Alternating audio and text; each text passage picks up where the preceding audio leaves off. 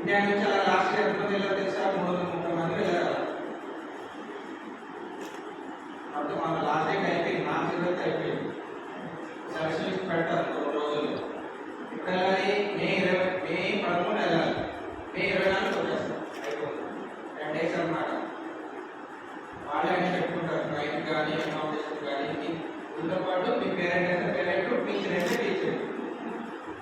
ఇది యూవీకా ప్రోగ్రామ్. అంటే young scientist తయారు చేయడానికి భారత అంతరిక్ష కేంద్రం ఏం చేస్తుందంటే గ్రామీణ ప్రాంతాల్లో ఉండే వాళ్ళకి మరింత దగ్గరగా పరిజ్ఞానాన్ని అందించాలని ఉద్దేశంతో వాళ్ళు ఈ ప్రోగ్రామ్ చేస్తారు.